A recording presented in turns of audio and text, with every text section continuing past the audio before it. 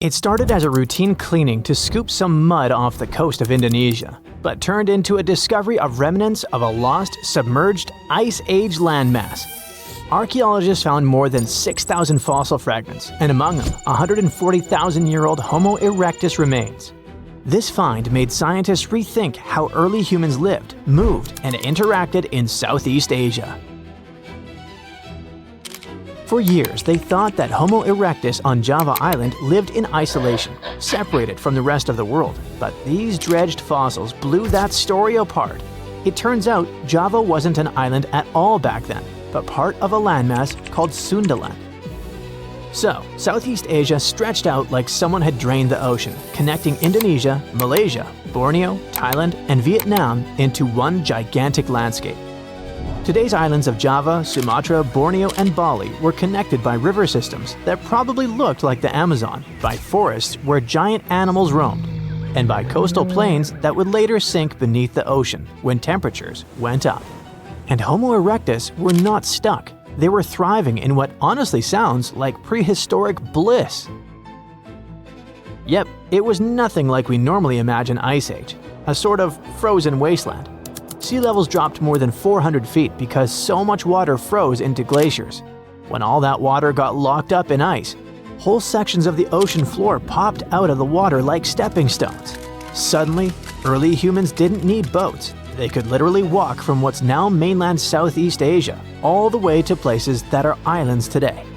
They could do it while exploring and chasing herds across open land. It was sort of like a giant prehistoric highway system. That giant highway matters because it completely rewrites how early humans moved around. Instead of being trapped, Homo erectus had a whole continent to roam. They followed rivers, crossed valleys, and adapted to different environments the same way you learn shortcuts to the office or find new routes to your favorite coffee shop. And because everything was connected, animals wandered freely too. Tigers, elephants, supersized cows, and turtles the size of small cars. People followed these big animals. This among the fossils pulled from the Madura Strait, such as cut-marked turtle shells and cracked open bovid bones. When you see precise cut marks on bone, it means someone was deliberately carving meat off the bone with tools they made themselves. And cracked bones mean they were taking out marrow, which was like prehistoric energy gel, rich, fatty, and perfect when you need calories to survive. That's a level of planning and skill scientists didn't expect from Homo erectus. It pushes Homo erectus closer to species like early Homo sapiens and Denisovans when it comes to behavior. It means they weren't just surviving on scraps, they were actively pursuing animals, processing, and maybe even sharing food the same way later humans did. So if you imagine them as slow, hunched cavemen, forget that. These people were sharp. The techniques they used to process food look eerily similar to those used by other hominins. Not just Homo erectus, we're talking Homo floresiensis, Denisovans, and early Homo sapiens. That opens the door to the possibility that these groups didn't just exist side by side. They might have interacted. Maybe they traded ideas and copied techniques. Or maybe they even interbred or shared territories. All this makes Southeast Asia look not like a series of isolated islands, but like a buzzing human ecosystem, a place where different human species crossed paths. And here's the heartbreaking part. Everything we know about this place, everything humans built, lost, and discovered there, is all underwater now. When the Ice Age ended, glaciers melted like forgotten ice cream cones on a hot sidewalk. Sea levels rose. Slowly, then quickly, rivers flooded, coastlines vanished, entire human landscapes disappeared beneath the waves.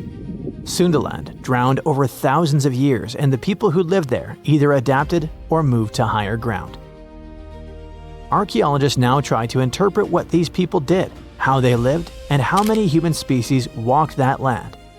Every time they pull together bone or artifact from the seabed, we get one step closer to rewriting everything we thought we knew about early human migration. And the new discovery could mean that Southeast Asia may have been just as important to human evolution as Africa, the Middle East, or Europe. Looks like Sundaland wasn't a side quest, but a real mixing zone, a place where humanity experimented, adapted, learned, and evolved. Unexpected finds like this one in Indonesia keep popping up around the world and surprising scientists. Farmers in China were hoping to scoop up bat droppings for natural fertilizers inside a narrow limestone cave. But instead, they spotted pieces of fossilized bone that looked suspiciously like parts of a human skull. This skull turned out to be ridiculously old, around 300,000 years old. Scientists eventually named the fossil Maba 1. The discovery happened way back in 1958, but ever since then, nobody could agree on which ancient human species this skull belonged to. During the late Middle Pleistocene, the world was basically a crowded highway of different ancient human species wandering around. Or just maybe, Maba 1 came from a species we've never met before. The big issue was that researchers only found part of the skull, no jaw, no other bones. So it was like trying to solve a giant puzzle with half the pieces missing. For ages, scientists guessed it might be Neanderthal. But now they've used micro-CT scanning, which is like an X-ray superpower that lets you peek inside fossils without breaking them. That's when they noticed weird tube-like structures connecting parts of the brain case, something Neanderthals basically never had. The inside shape of the skull looked way more like Homo erectus, a much older human species. But even that wasn't a perfect match. The skull's size and shape were closer to modern humans and Neanderthals, and it showed traits Homo erectus usually didn't have. For example, it had a shorter forehead area and a thickened bregma, the meeting point between two skull bones. Maba 1 also had a strange dent on the forehead, almost like a bruise frozen in time. Whatever caused it, maybe a fall, maybe anemia, it happened while the person was alive. But there was no sign of infection, so that individual probably healed and kept living after whatever hit them. So Maba 1 doesn't match any known species perfectly, but it shares features with several and has a similar mystery fossil vibe as others found across Africa. In 1976, a famous paleontologist and her team found another human-like skull in Tanzania. That skull had features that looked surprisingly similar to Homo sapiens, even though it was unbelievably old. Scientists think it may be one of the earliest examples of our species ever discovered. That means this skull could help solve one of science's biggest questions. When exactly did Homo sapiens first show up? The sediment layer where that skull was found goes all the way back to the Middle Pleistocene. That's way earlier than what old textbooks used to claim about when modern humans appeared. And then there's the skull that turned up in Zambia's Broken Hill ore mine. Miners literally stumbled on it, plus a few other bones, completely by accident. Scientists started calling it Rhodesian Man, and at first, everyone thought it might be the big missing link between Homo erectus and Homo sapiens. But with newer research tools and better dating methods, they discovered it's around 299,000 years old and probably belonged to someone from the species Homo heidelbergensis. Every new fossil acts like a missing puzzle piece on the giant chaotic story of human evolution. Each one helps scientists connect species that once seemed unrelated, redraw family trees, and rewrite chapters of our past we didn't even know were wrong. A Portuguese archaeologist just discovered a bunch of sunken ships filled with gold, including a Spanish galleon with 22 tons of gold and silver. This much gold today is worth about $2 billion, and this is the money from one ship alone. Archaeologist Alexandre Monteiro made this discovery almost by accident. He was studying some documents when he found some information about a ship that went missing in 1615, and he decided he wanted to find it. After many years, Alexandre found not just this specific ship, he actually discovered 8,620 shipwrecks in the waters of Portugal alone. Out of this number, 250 are gold-filled shipwrecks, a discovery that would make any Jack Sparrow shake in his boots. Most of these ships went down for boring reasons like the weather, but sometimes they were destroyed in battles, which may or may not have been super epic. They were carrying gold and other treasures from the New World to Europe, and of course, everyone wanted a share. Alexandre had been studying historical shipwrecks for 30 years now, so he has discovered many ships that went down in somewhat glorious ways. In 1816, for example, a ship of one of the richest men in Portugal sank in Australia, with an insane amount of 66,000 silver coins. This was the first ship from Portugal to ever plunge in the waters of Australia.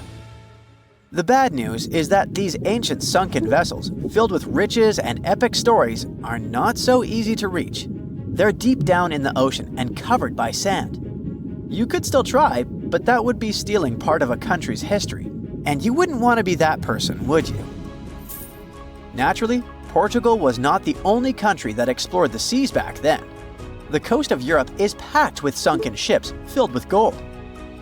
In fact, there are about 1 million historical shipwrecks underwater right now, and the treasures abandoned under the sea might be worth around $60 billion. It's an insane amount of money, but let me tell you that these gold-filled sunken ships aren't really worth the hassle. There are many stories of maritime treasure discoveries that turned into insane lawsuits and even long jail time. Our first story starts in 1746, when a violent storm crashed a ship called Prince de Conti near an island in Brittany. The ship was filled with tea, ceramics, and 100 gold ingots. Of course, the owners of the ship tried to save the loot, but if it's not easy now, imagine how it was back in the 18th century. It took more than 200 years for the vessel to be found. It finally happened in 1975, when a group of French men discovered it and decided to take pretty much every valuable thing they could find. Now, I said these things were not worth the trouble for a reason. In France, if you find anything that can be historical, you must declare it to the local authorities within 48 hours. Fail to comply, and you will be committing something known as a crime. To be fair, our French friends here did declare their findings, but only the corroded cannons from the ship. And the gold? Well, they sold it. Obviously, because each gold bar is worth between $125,000 to $231,000. It took French authorities almost 50 years to retrieve the stolen gold, and they didn't retrieve all of it. Part of it was bought by an elderly couple living in Florida, and the crime is so serious they were charged for connection with money laundering, organized crime, and the trafficking of cultural goods. The poachers also sold some gold ingots to the British Museum collection. Now, let's go back to the 1850s, when a steamer called SS Central America traveled from Panama to California and back again. This was during the Californian Gold Rush, a time when 300,000 people moved to California to dig for gold. Because the travel route was not easy breezy, people needed to carry their gold around on big ships. This is where our friend SS Central America comes in. In 1857, the ship had 578 people on board and about 10 tons of gold. Very few survived, and around $100 to $150 million in gold went down with the ship. All of this explains why in 1988, a group of investors from Columbus decided to finance a research project to find this ship. The research was led by a guy named Tommy Thompson. Tommy was really crazy about the idea of finding this sunken ship filled with gold. It took him years to find the exact location of the SS Central America, especially because the ship was 7,500 feet beneath the surface of the Atlantic Ocean, and retrieving it required a lot of fancy tech. A group of 161 investors paid for his adventure, but it goes without saying that they were not doing this out of love from their hearts. They invested $12.5 million in this project because they were expecting to earn at least 10 times more.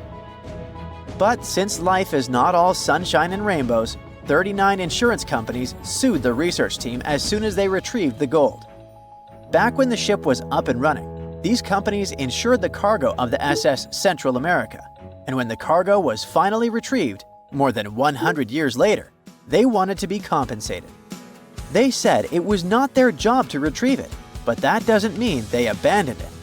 This crazy talk didn't stick, and 92% of the gold was given to the research team.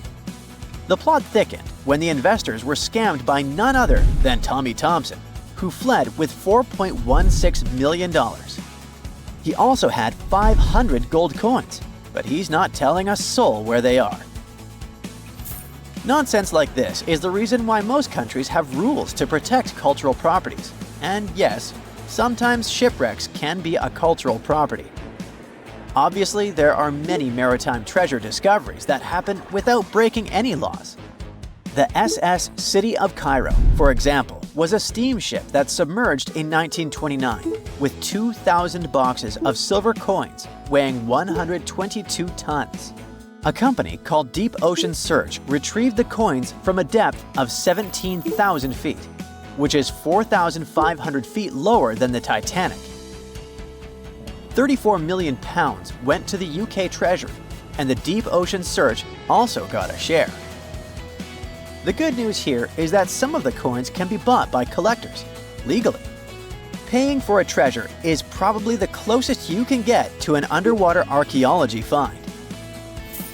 I know, all I did was destroy your piracy dreams.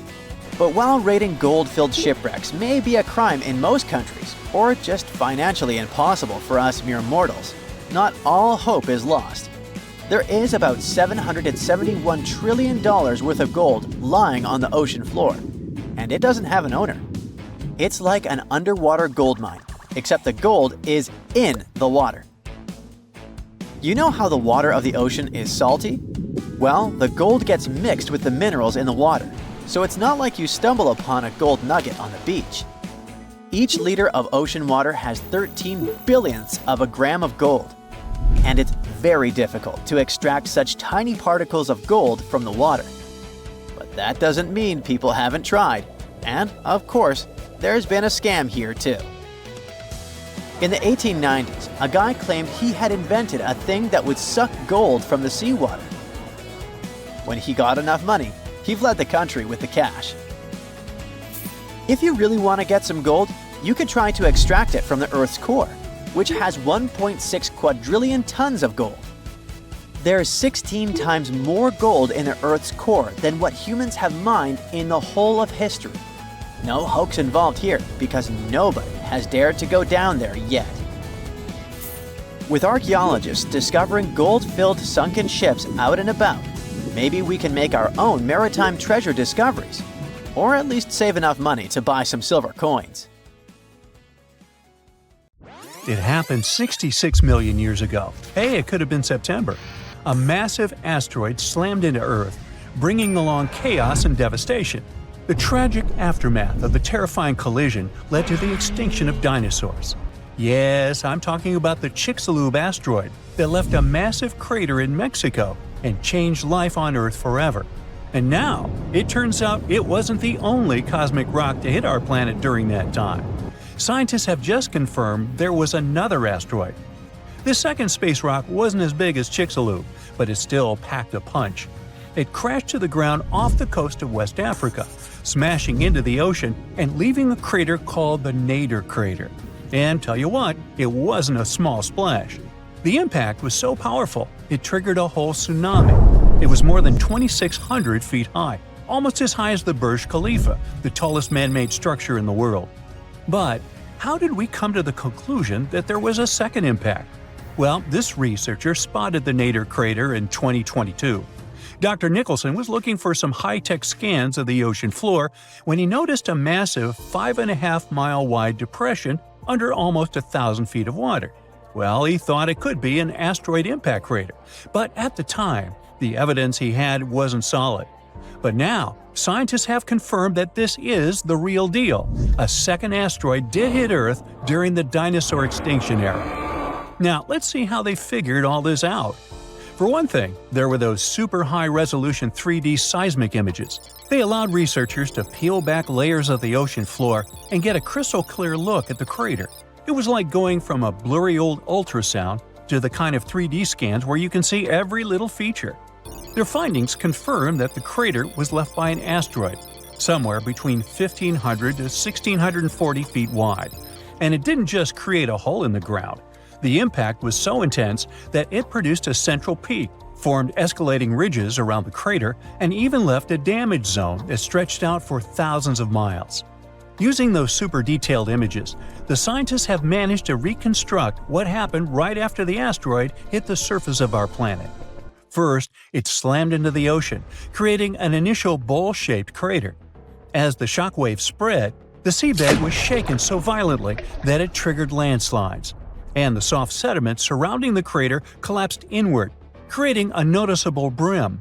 As you already know, the impact also triggered a tsunami, and it was so shockingly powerful that its waves didn't just go outward, they actually turned back towards the crater, leaving huge scars on the ocean floor. And this wasn't just one big wave. No, it was a whole series of them, a train of tsunamis smashing everything in their path.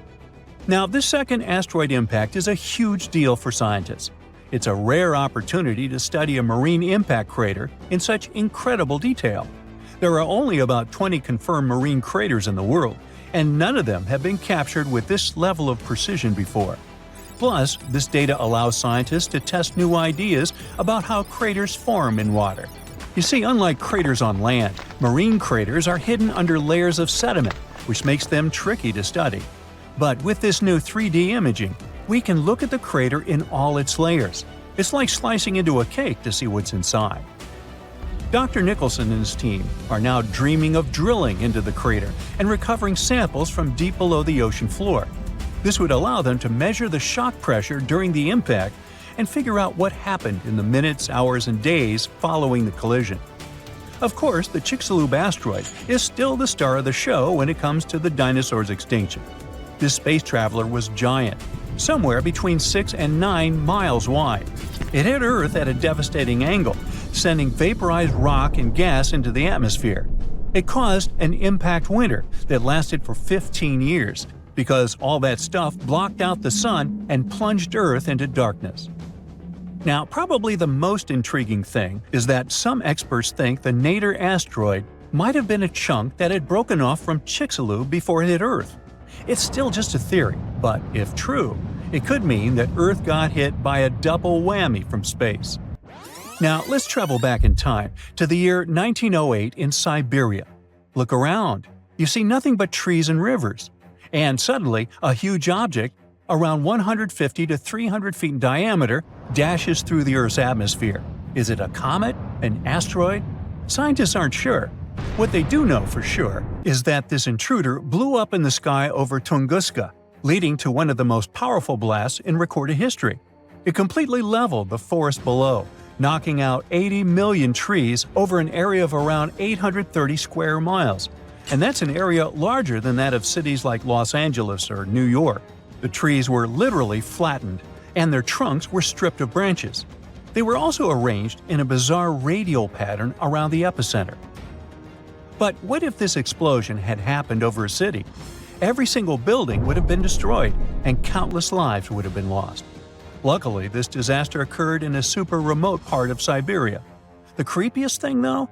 When scientists finally reached the area years later, they found no impact crater. No wonder it led to even more mystery. The most logical explanation is that when the object went off in the sky, probably around 3 to 6 miles above the ground, it blew up before it could hit the ground. And still, it didn't stop the blast from leveling an entire forest. Fast forward to 2013 and another mind-blowing event, this time over a much more populated area, the city of Chelyabinsk. It was a regular February morning when an asteroid about 60 feet in diameter entered Earth's atmosphere, lighting up the sky. It was moving at a staggering speed of around 43,000 miles per hour.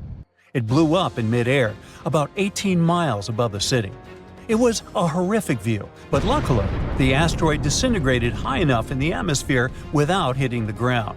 If it had touched down, the city would have been in big trouble, because even though there was no direct impact, the explosion still created a shockwave that tore through the atmosphere, hitting the ground with enough force to shatter windows all over the place. The blast damaged around 7,200 buildings, but fortunately, there were no direct fatalities. Still, it was a major wake-up call. This wasn't just some far-off cosmic event like Tunguska.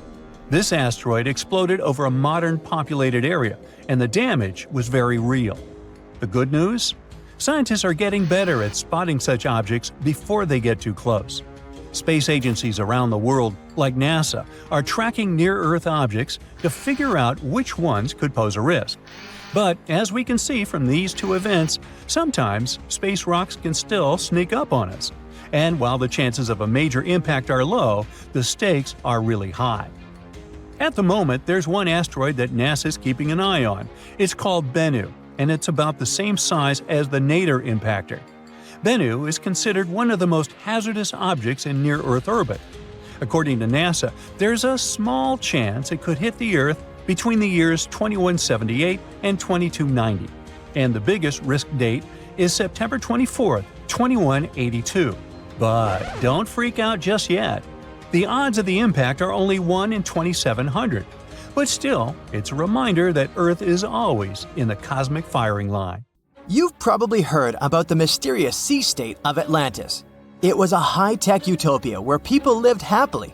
But then something happened, and Atlantis disappeared from the face of the Earth. Many people believe that this city lies at the bottom of the Atlantic Ocean. But what if we've been looking in the wrong place all this time? What if it's somewhere different from where they're trying to find it? What if all this time Atlantis was in the middle of the Sahara Desert? Well, this unexpected theory has some evidence, but to study this version, you first need to understand what Atlantis was and how we got to know about it. The very first mention of the mysterious city was in 360 BCE. Ancient philosopher Plato wrote about Atlantis. His work Dialogues described Atlantis as a rich land with advanced technologies. Its inhabitants were powerful, intelligent, and beautiful, like superhumans. He described in detail the structure of the city, and this was the main reason why many people believed in the existence of Atlantis. According to his records, the Atlanteans built this place in several concentric circles of black and red stone. Then they covered these circles with brass, tin, and precious metals. In the city, there were water channels on which ships sailed. The Atlanteans were sailors, so they built a passage from their city to the open sea. On the internet, you can find many drawings of Atlantis, created based on Plato's descriptions. Take a look at these drawings and an actual photo of the Eye of the Sahara. This place in the Sahara has a shape of several concentric circles. It looks as if a destroyed city left a trace on the sand. Many people have written online that the lost city was located there, but no one could prove it. Once upon a time, the Sahara was filled with rivers and lakes. In prehistoric times, there was only water there. So far, everything matches. The Eye of the Sahara was first discovered in the 1930s. This place was considered a crater from a fallen meteorite. But in the middle of the 20th century, scientists conducted a soil analysis and refuted the version with a fallen space rock. In the end, everyone agreed that this was a dome of molten rocks under which magma was raging. For millions of years, wind and water had been destroying the formed landscape and eventually made it look like perfect circles. But what if the Atlanteans once came to this place and used natural circles to build a city? In this case, we would have many traces and artifacts from this developed civilization. And yes, archaeologists did find some arrowheads, spears, oars, and other things there. But this has nothing to do with Atlantis. In the Eye of the Sahara, a multitude of Acheulean artifacts lies. It was an ancient tribe that frequented this place. For the first time, Acheulean tools appeared more than 1.5 million years ago. Some of the items found there may be 130,000 years old, and according to the records, Atlantis existed about 12,000 years ago. Archaeologists found no artificial structures in this place. There was also no debris or traces of a large city. People would have found some stuff if a big city with advanced technologies had existed here. The main supporter of this idea was one YouTube channel. It collected 1 million views and attracted the attention of many historians and anthropologists. The theory that the Eye of the Sahara is Atlantis was quickly refuted. people found too many discrepancies between this place and the description of Atlantis. The author tried to catch the viewer's attention by presenting external similarities between the natural landscape and the fictional ancient city. Another popular theory claims that Atlantis was a real continent located off the Bahamas, but then this city was swallowed up by the Bermuda Triangle. According to this legend, the city ruins still lie at the bottom of the triangle, but there's no confirmation of this theory either. Writer Charles Berlitz invented it. Adherents of this theory claim that the walls and streets in the western part of the Bahamas might be the ruins of Atlantis. But scientists disagree. They have proven that these walls are natural formations of coastal rocks. There are also rumors that the story of Atlantis was inspired by an actual historical catastrophe, the Black Sea Flood. This is the Bosporus, a strait in Turkey connecting the Black Sea and the Sea of Marmara. Around 5600 BCE, the Black Sea was twice as small as it is now and had many cities on its shores. Unfortunately, a huge flood destroyed this flourishing civilization. Within a year, cities descended underwater, and surviving inhabitants moved to foreign lands and spread stories about the flood. Maybe these stories inspired Plato to come up with Atlantis. In the 1950s, people came up with another version. Atlantis was the continent that is now Antarctica. Tens of thousands of years ago, a warm continent with a developed city shifted to the northern part of our planet because of the movement of Earth's crust. The Atlanteans couldn't adapt to the cold conditions, and Atlantis was covered with a thick layer of ice. This theory was refuted when scientists began studying the tectonic plate's nature. It turned out that Earth's crust couldn't have moved such a huge continent as Antarctica. The tectonic plates don't behave this way at all. But the main question is, was Atlantis real? No one had described it before Plato. Perhaps the philosopher came up with it. Maybe he did this to emphasize the correctness of his views on life and to identify his philosophical theories. In his works, he wrote a lot about divine and human nature and how people can destroy this nature. He spoke of decaying ideal societies because of immoral behavior and vices. The Atlanteans were once moral, spiritual people who created a utopia, but then they became greedy and mean. They destroyed their inner nature, and for this, they had to witness the destruction of their city. One night, fires and earthquakes hit Atlantis and plunged the city into the sea. The higher powers punished people for their immoral behavior, and Plato also wanted everyone to be afraid of moral decay. But judging by the descriptions of the earthquakes and fire, it may seem that Atlantis was destroyed by a volcanic eruption, as it was with the ancient Roman city of Pompeii. And such destructions have happened pretty often throughout history. Natural disasters ruined many developed cities. One of the most famous cases occurred in 1100 BCE in the Mediterranean Sea, when a volcanic eruption destroyed the highly developed Minoan society. The Minoan society existed for about 2,000 years. These people mostly lived on the islands of Crete and Santorini, located north of Crete. The Minoans had beautiful houses, a sewage system, and a developed economy. They were engaged in agriculture, grew fruits and vegetables, painted frescoes, and made jewelry. They were the first people to found the thalassocracy, an empire based on the sea. They lived off of fishing, piracy, and maritime trade. At the time, they performed cruel rituals, and their way of life was far from moral. They were used to earthquakes on the island of Santorini, so they reinforced the walls of the city with wooden beams, but they didn't know what a volcanic eruption was.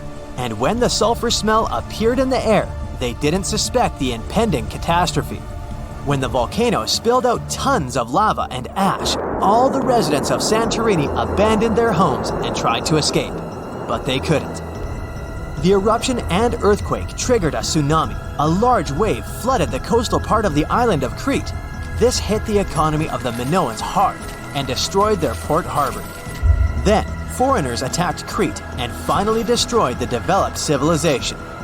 Some historians think that Plato could have referred to the Minoan Empire when describing Atlantis. Using their example, he showed how immoral actions could destroy people. The Azores are 9 islands in the Atlantic Ocean, sitting about a third of the way from Europe to North America. A history textbook will tell you that the Portuguese explorers discovered this beautiful archipelago in the 15th century. Until then, they were uninhabited.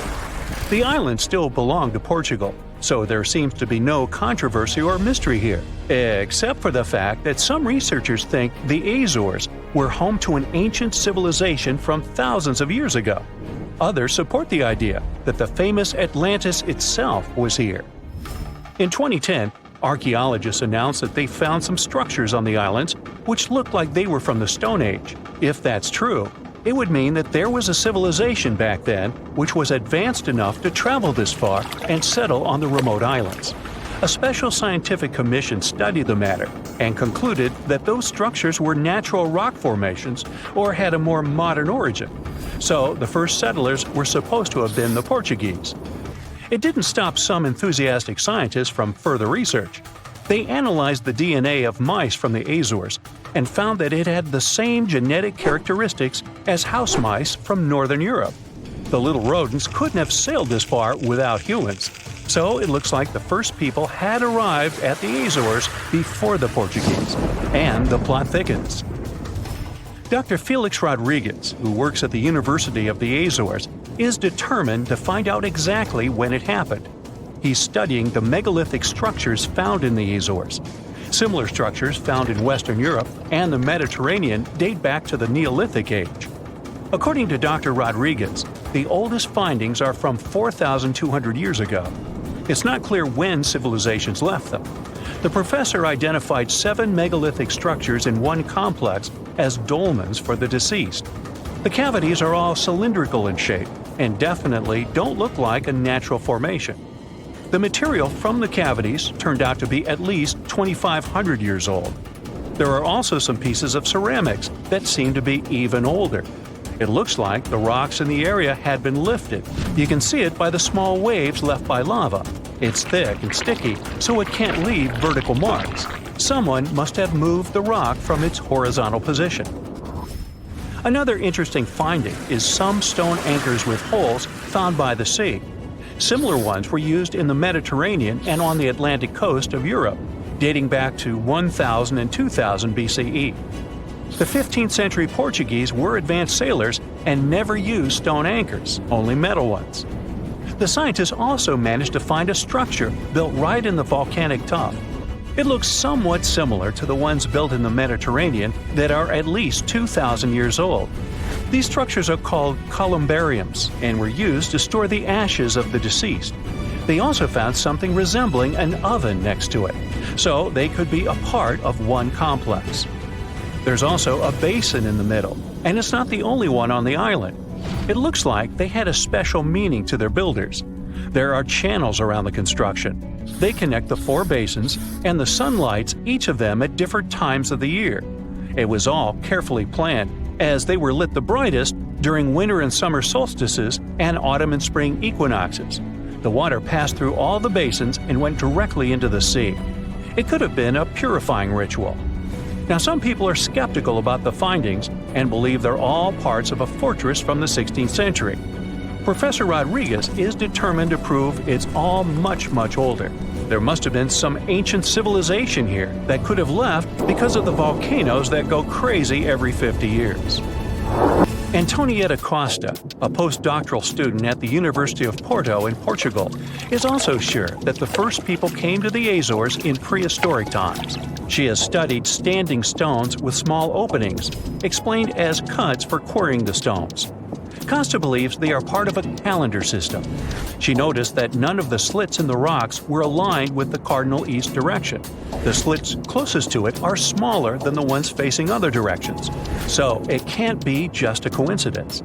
It also looks like the slits are aligned with the solstices, and that's what makes Costa think it could be a calendar.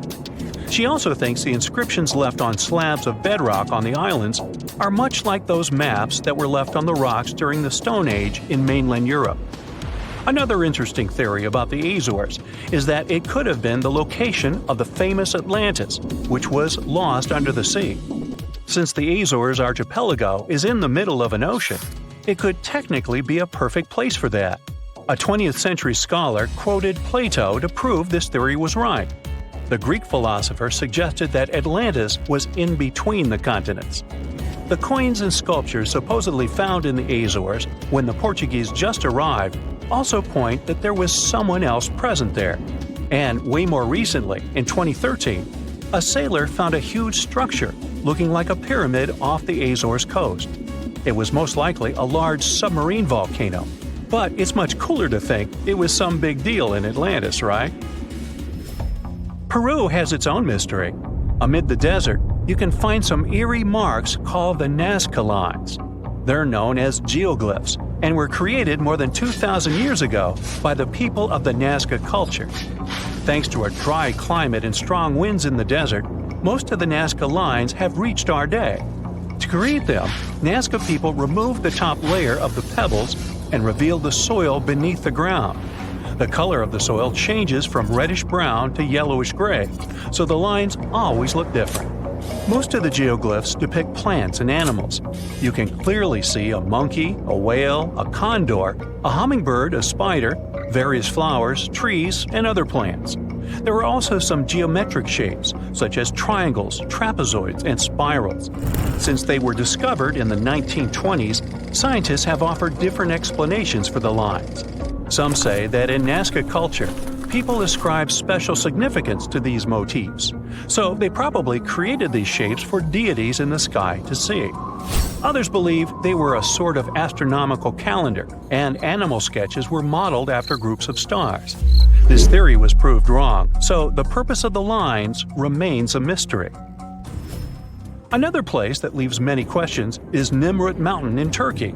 This mountain has a complex of monuments with temples and tombs. It was built by the Kingdom of Commagene, which ruled here around the 1st century BCE. There are statues of King Antiochus, 2 lions, 2 eagles, Zeus, Hercules, and Apollo. Archaeologists found the ruins of this complex at the end of the 19th century. They thought it had been built by the Assyrians.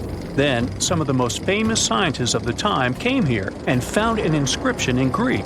It had details about the sculptures and the names of important members of the Commagene royal family. It looked like it had been put there for future visitors.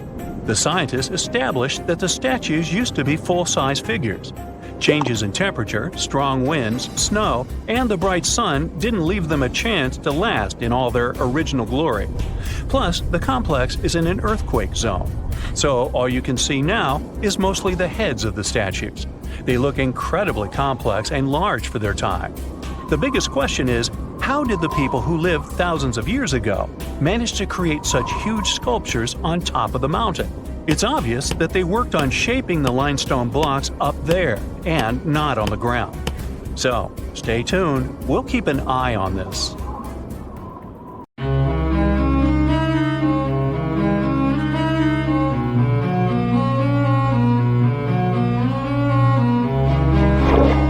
Question for you. Do you think Atlantis could be real? It remains as one of history's greatest mysteries. The legend began with Plato all the way back in ancient Greece, the tale of a civilization that formed and prospered before our own. Atlantis was supposedly a highly technological society, much like the Mayans. But, as the legend says, due to the people's greed, they were punished by a flood that destroyed and submerged their cities. Different theories try to guess Atlantis' location. Some say it was in the Mediterranean Sea. Some say it's beneath the Bermuda Triangle. But, as science has shown us, Atlantis may be only an allegory for humankind. Today, you'll discover several amazing underwater cities that you have never heard of. They existed indeed and are not just a myth. We're taking you on an excursion to the underwater city of Baia, which is on the coast of Italy. Known as the Las Vegas of the Roman Empire, Baia was a resort city. The Roman elite traveled there for recreation. Imagine an open-air spa. That was Baia. You can visit the submerged town by scuba diving and get close to that perfectly preserved, magnificent Roman sculpture, a true underwater wonder. You can spot the crumbled temples and buildings through glass-bottom boats. This is a moss-covered museum in Claudio's Nymphaeum. To your left, you can see a collection of classical Greek statues. Swimming down the Via Herculeana, you'll arrive at Villa Aprotio. Villas are Italian-style houses, and here you can admire their original marble floors. Notice the black and white patterns and the astounding shapes they make. Next, you'll arrive at Portus Julius. Can you see the collapsing wall structures at the bottom of the seafloor? You'll see well-preserved columns and limestone floors. Behold the ruins of the thermal baths of Lacus. The remaining multicolored mosaics are something great to see. You'll see their orange, blue, and green tiles if you get close enough. At Pisoni's Villa Pila, you'll see 25 preserved Roman pillars. Notice the arches, the frescoes nearby, and the magnitude of this well-kept treasure. The city was located over natural volcanic vents, so there were hot springs to be used at will. People went there looking to have an excellent time. And when I say people, I mean some of the great Roman emperors we learn about in school: Nero, Cicero, Caesar. But around the 8th century, the city was sacked and the luxurious town was abandoned. Slowly, the water level rose and the city started to drown. You are on a summer vacation off the coast of Greece, 4 hours outside of Athens, in the Peloponnese Peninsula on Pavlo Petri. You dust off your snorkel and head for a free dive on a bright sunny day. Sometime into the dive, you start noticing patterns on the seabed. 13 feet below the surface, the outline of familiar objects starts to appear, one by one. As you continue swimming, what looks like the outline of an entire city emerges before your eyes.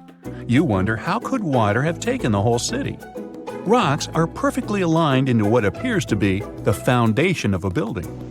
Nicholas Fleming, a British oceanographer on vacation in Greece, was the person that discovered Pavlo Petri. He was documenting the seafloor artifacts. The team found the site filled with pots, storage vessels, and tools. A quern stone, for instance, is a tool used for grinding grains and turning them into flour. Multiple amphoras, which were found then, indicate that this settlement dated back to the Bronze Age, 5,500 years ago, when people started living in towns. The settlement is believed to have lasted for over 2,400 years. Pavlo Petri is considered today the oldest submerged town yet found, and it's impressive that it wasn't a simple village. It was a vibrant port city with stone-built buildings, a marketplace, streets, and even squares.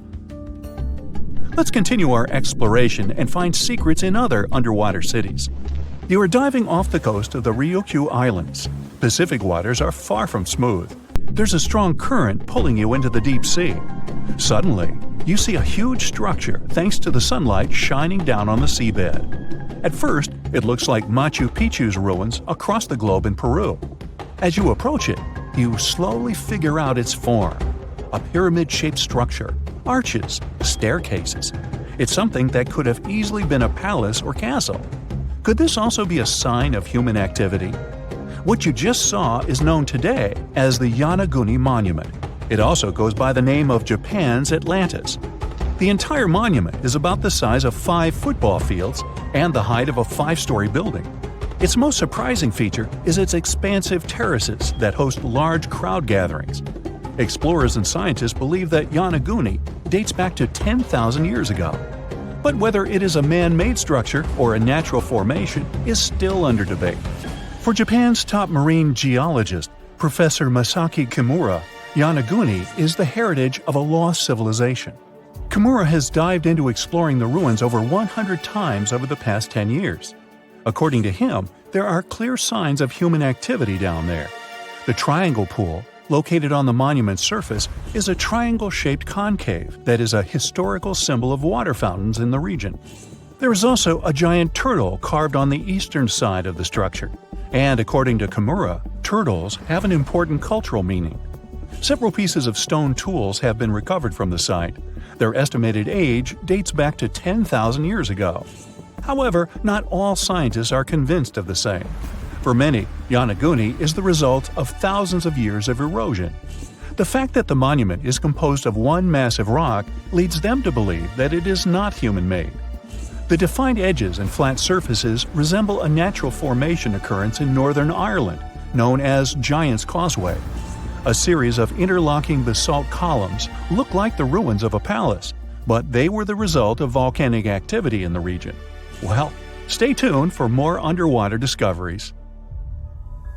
The next stop on our voyage is one of today's most famous underwater cities that has turned into an underwater archaeological park. The city of Port Royal in Jamaica exists today only below the surface. But in 1692, it was one of the wealthiest cities in the Western Hemisphere. Port Royal was the center of the British Empire at the time, and an important trade city that attracted people from all over. It was also home to real-life pirates of the Caribbean. On the morning of June 7, 1692, the people of Port Royal met a different fate than they probably expected. The bars and restaurants beaming with life woke up shaking. People were taken out of bed with the power of a massive earthquake, estimated today at 7.5 on the Richter scale. One survivor says he saw the earth opening up and swallowing the town whole. What he said could be true, as the city was mainly built over sand. The ground sucked buildings, roads, and everyone above. Geysers erupted, and finally, waves as big as 10-story-high buildings hit the city. About 33 acres of the city disappeared underwater, and amazingly, most of its 17th century remains lie in good condition under 40 feet of water. In the ruins, archaeologists have found taverns, storage rooms, kitchens, and recreational buildings used for diverse purposes. You can see a grand lion statue, a submerged bridge, and many picturesque arches. Now, do you fancy a trip to India? Just outside its coast lies another sunken marvel. A site known as the Lost City of Cambay is located on the Gulf of a similar name. It remained hidden until 2001, when the National Institute of Ocean Technology did a routine water assessment. With sonar technology, which sends a wave of sound to the bottom of the sea, they found something far beneath the surface. Images showed well-defined geometric shapes spread along a 5-mile stretch. The remains found dated to more than 9,500 years ago, meaning that this civilization was lost at around the end of the Ice Age. Debris recovered from the site included construction material, pottery, beads, sculptures, and even bones. Scientists argue whether these artifacts are indeed from the site, but if they truly are, then the Lost City of Cambay would be the oldest civilization in the world. Eridu, a megacity older than the first known civilization and older than the pyramids of Giza, was buried in the sands of the Mesopotamian desert for over 2,000 years. Now, scientists have made a discovery that changes what we know about the ancient city. They found over 4,000 canals around Eridu that brought water to more than 700 farms where people worked between the 6th and the early 1st millennium BCE. Now, Eridu was founded around 5400 BCE and was the city of the first kings, and history's first city according to the Sumerian king list, an ancient text on a clay tablet. Ancient Sumerians believed that deities created this city when they decided to settle on Earth. Eridu plays such a big role in Sumerian myths and legends that, at some point, people used to think it was just a mythical location.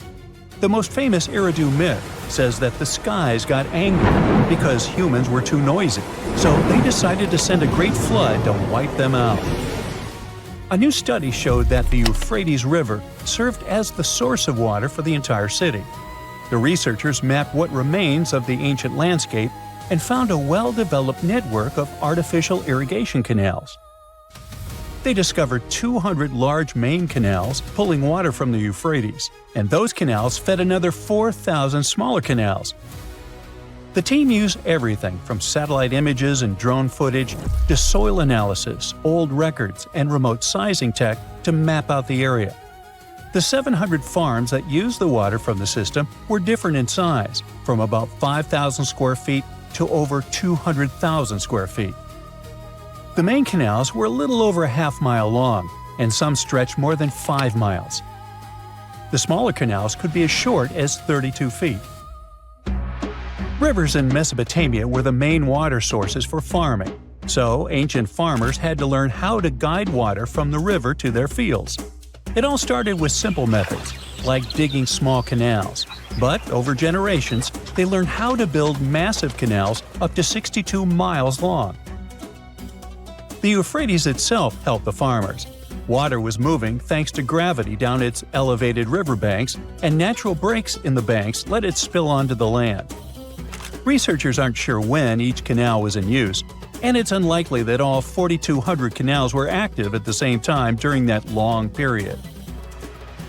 Now, Eridu used to be an important religious and trade center because of its strategic location on the Persian Gulf. Its economy mostly had to do with fishing, thanks to the Euphrates River. Researchers found fishing nets and weights and whole bales of dried fish at the site. And there were even models of reed boats, the earliest physical evidence we have for constructed boats anywhere. The city was thriving until people abandoned it around the year 600 BCE, and scientists still aren't sure why they did it. The local residents, plus the visiting pilgrims and merchants, had just exhausted all the resources of the land. They had to let it rest several times before abandoning the city for good. It happened when the Euphrates changed its course, and they lost their main source of water. Now, many centuries later, in 1854, a British official was on a mission to this area to check out a remote place that had a bunch of mounds called tells, which are piles of debris left behind by ancient human settlements. At first, Taylor wasn't impressed. He had been hoping to find something big, maybe statues, ancient writing, or ruins of palaces and temples. But with the brief time he had, all he found were things like walls, drains, stone platforms, and pieces of limestone columns decorated with tiny mosaic cones. But he didn't know that these boring mounds were hiding one of the oldest cities on Earth, Eridu.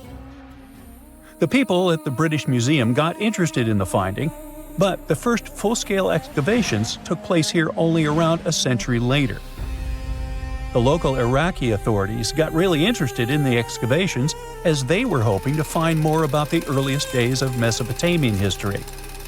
So they focused on Mound 1, a massive tell as tall as an 8-story building.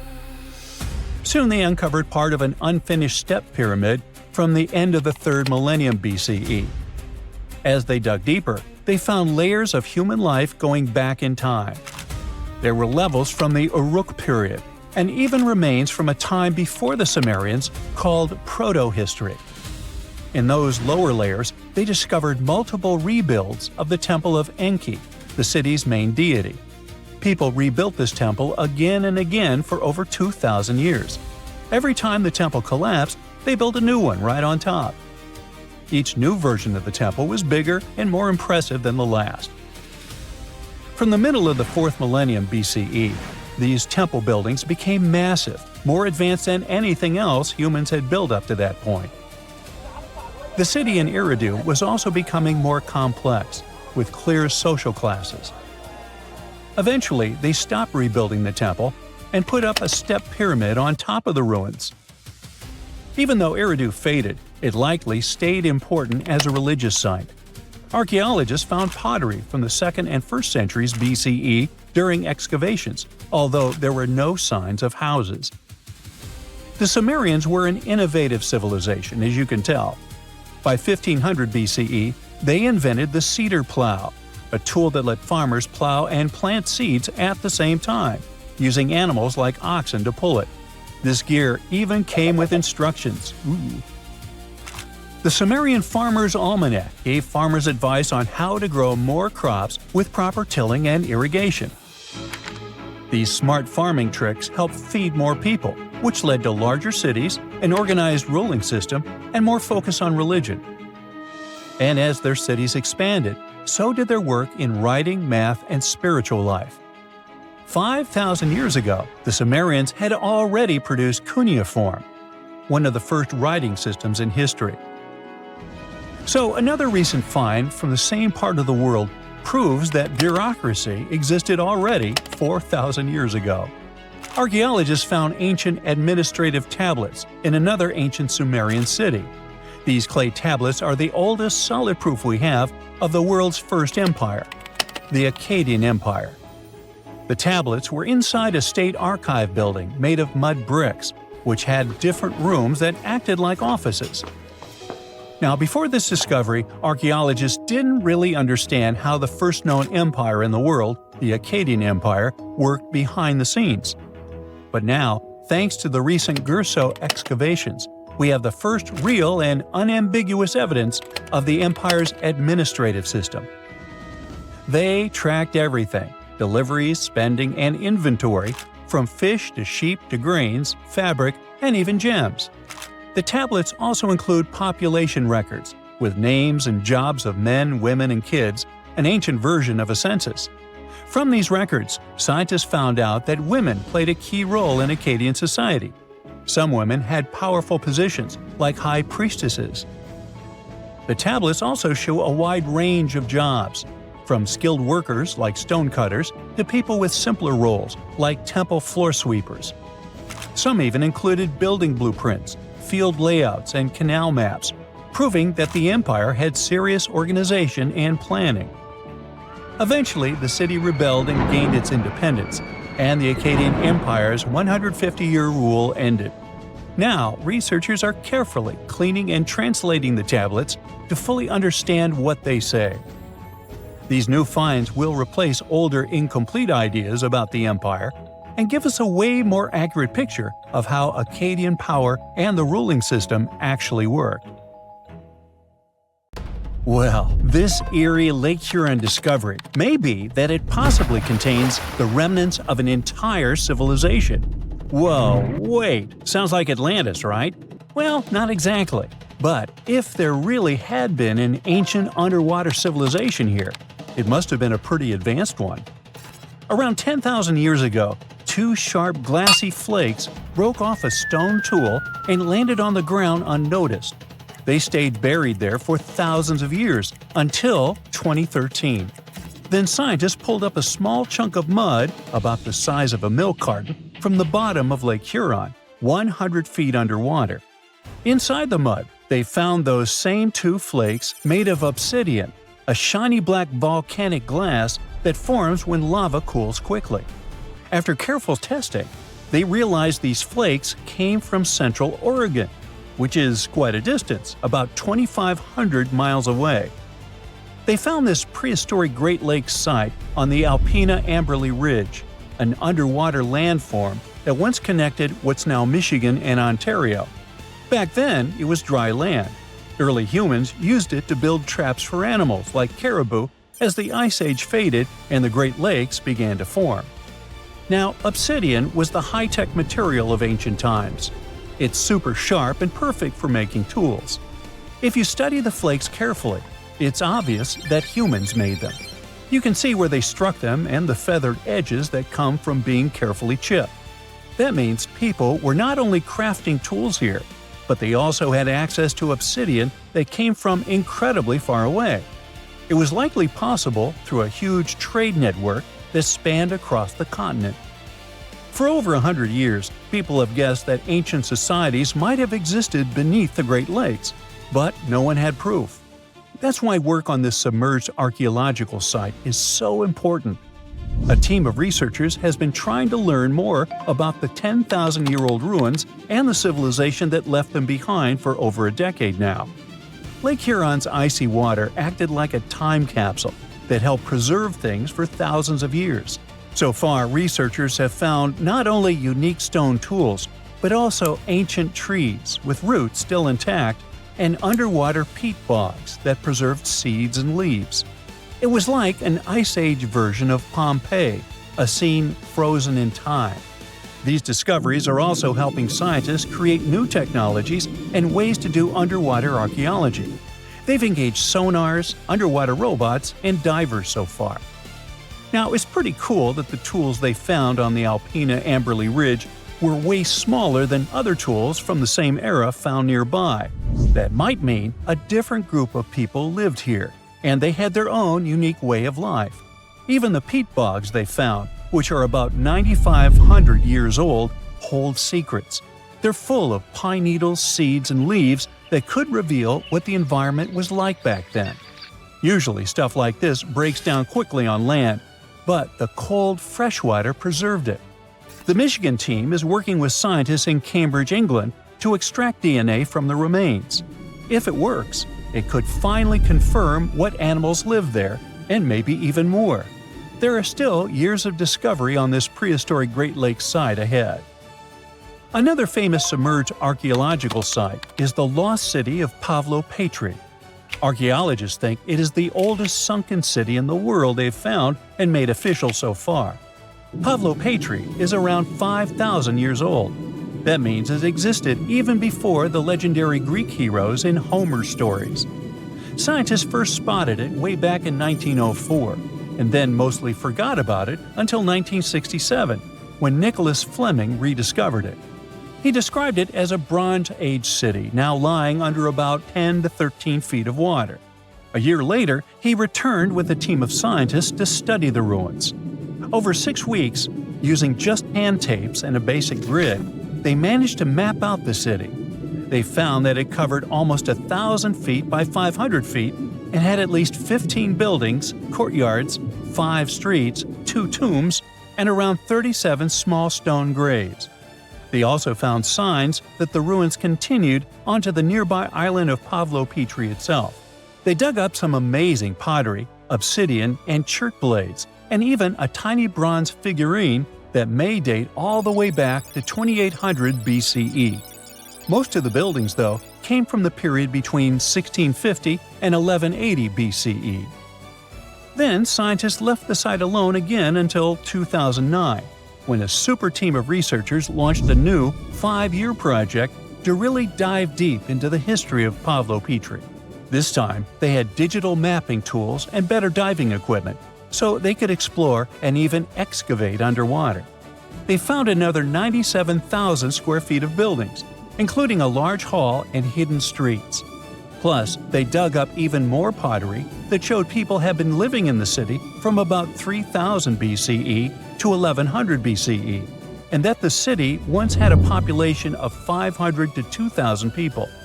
No one knows for sure how the city ended up underwater, but many scientists think it was because of an earthquake, maybe around 1000 BCE, or even as late as 375 CE. Because it's the oldest underwater city ever found, some people even believe Pavlo-Petri might have inspired the legend of Atlantis. Another contestant for the Atlantis title lies near Japan. Back in 1986, a local diver was exploring the waters near the Ryukyu Islands when he found a giant structure made of perfectly shaped steps and sharp edges. It was 82 feet underwater. Today, the Yonaguni Monument is one of the most mysterious underwater sites on the planet. The structure is nearly half a football field in size. It looks like a massive stone pyramid with layers of platforms and steps stacked one on top of another. No one really knows where it came from or who built it. Some experts think the monument might be more than 10,000 years old, which would make it older than the Egyptian pyramids. One theory is that it could be the last remains of a lost civilization called Mu, a mythical Pacific society kind of like Atlantis. Others believe an ancient culture that lived in Japan as early as 12,000 BCE might have built it. But many scientists and geologists are skeptical about this possible underwater ancient civilization, even though Yonaguni has narrow passageways, arched openings, and right angles that almost look like city blocks. They say that the site looks a lot like natural rock formations, like the Giant's Causeway in Northern Ireland, for example. The whole monument is still connected to a bigger chunk of bedrock, which means it wasn't built piece by piece. And the way the layers of rock are stacked probably has more to do with earthquakes and tectonic movement. It's located in the very active Pacific Ring of Fire. One marine geologist kept going back down there, and every time he found something new. He says he spotted tool marks in the rock, symbols carved into stone faces, and even rock formations shaped like animals. He believes these carvings point to a culture that came from mainland Asia. He said he had identified 10 different structures off Yonaguni, including a ruined castle, a triumphal arch, 5 temples, and even a huge museum. These buildings seem to be connected by roads and channels, and some parts are surrounded by what could be giant stone walls. The explorer believes the city is at least 5,000 years old, based on stalactites found in underwater caves nearby, which would have only formed after the caves flooded. His supporters say they have never seen an earthquake create shapes like this, above or below water. But skeptics blame it all on erosion and insist that whirling underwater currents and sea creatures left holes in the rock. Now, if you want to form your own opinion about it, the spot is open for visitors, and it's definitely a super fun diving experience. There you are, trekking across a desert on foot. It's hot, you're terribly thirsty, and now you gotta walk around this stupid wall. Wait, a wall in the middle of a sandy, lifeless nowhere? Exactly, a wall in the northern Saudi desert. Archaeologists have just made a super exciting discovery, and what they found was not just a single wall. No, it was a whole ancient walled city that might date back to 2400 BCE.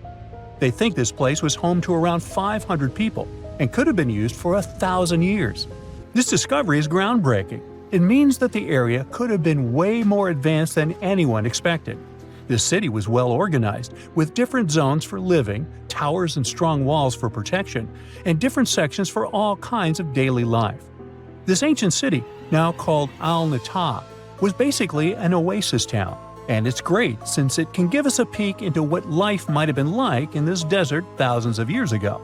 Apparently, they had clearly separated areas, like residential sections, a cemetery, farmland, and even a town center.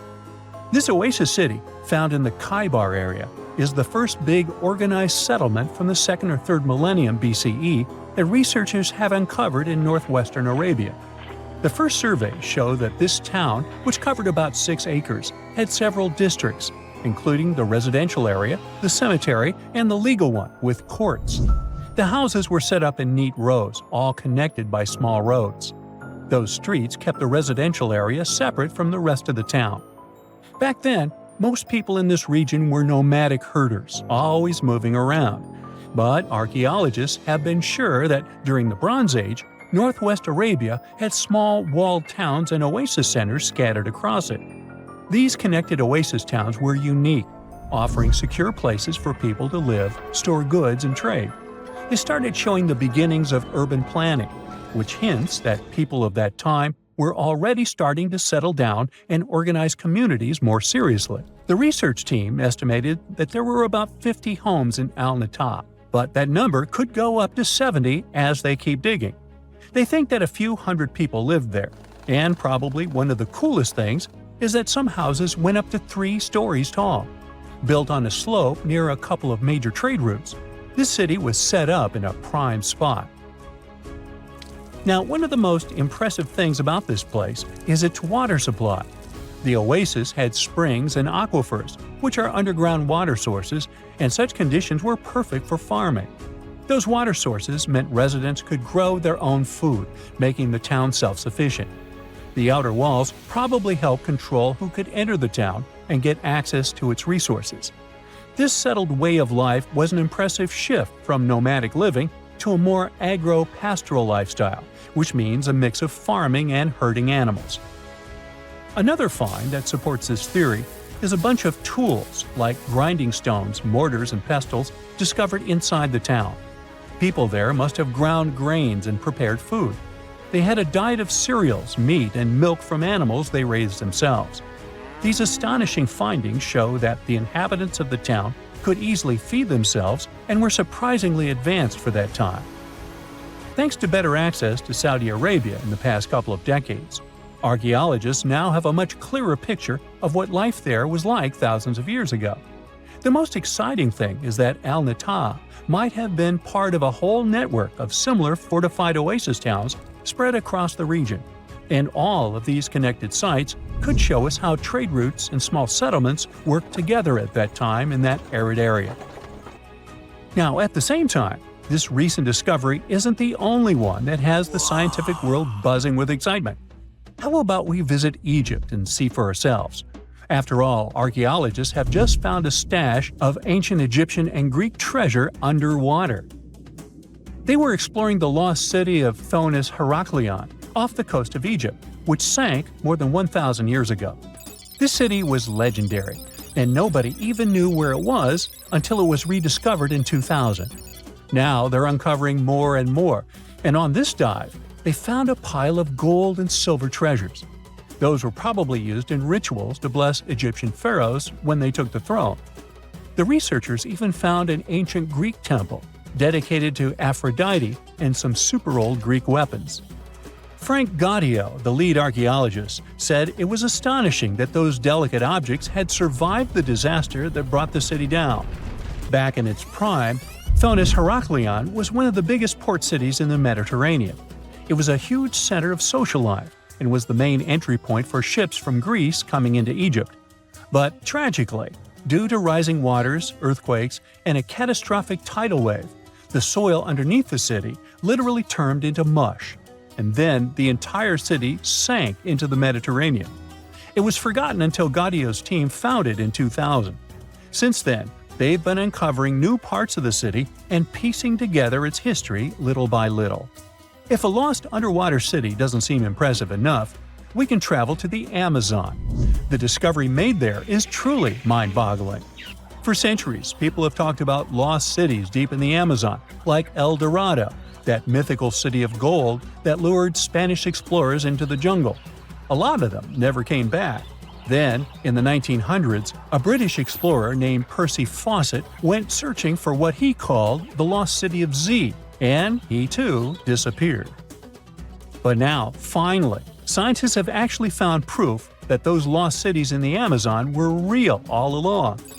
A team of scientists use a tech called LiDAR, which basically allows you to see through thick jungle from above by bouncing light beams off the ground. They flew over the jungle in Bolivia in a helicopter about 650 feet up and mapped out those hidden ancient cities. What they found were ruins of a huge urban settlement built by the Kasarabi people who lived there from 500 to 1400 CE. And it wasn't just a couple of buildings here and there. No, the LiDAR maps revealed massive urban centers, pyramids, platforms, roads, canals, and causeways, all carefully laid out. Turns out the Amazon wasn't just an untouched jungle. It was once home to big, complex cities. A scientist from the German Archaeological Institute explained that Europeans had long ignored the possibility of ancient Amazonian cities, but the LiDAR maps showed they were wrong. The new maps have revealed 26 sites, including 11 that no one even knew existed. Researchers have discovered two main city sites, Landivar and Kotoka. They had massive moat causeways stretching out like spokes on a wheel, linking the main cities with smaller surrounding settlements. Some of the canals even connected the cities to rivers and a big lake, which allowed water to flow through the area. Over the years, scientists found scattered ruins all over this region, but the thick jungle made it nearly impossible to connect the dots and see if or how they were related. With LiDAR, the whole layout came to life, showing that those sites were part of a much larger organized urban system. It's now also clear that the sites had a greater meaning, since everything is lined up in a way that could be symbolic of the spiritual beliefs of the inhabitants. The Kasarabi culture isn't as famous as the Maya, but they had a thriving society in an area that faced huge challenges, like yearly flooding. And although the nearby Andes had their own monumental sites, the Kasarabi were doing something absolutely unique. They even had reservoirs to store water, which suggests they might have been dealing with occasional droughts, which is pretty unusual for the Amazon. Actually, those terrible droughts could be why the Kasarabi eventually left their cities around 1400 CE.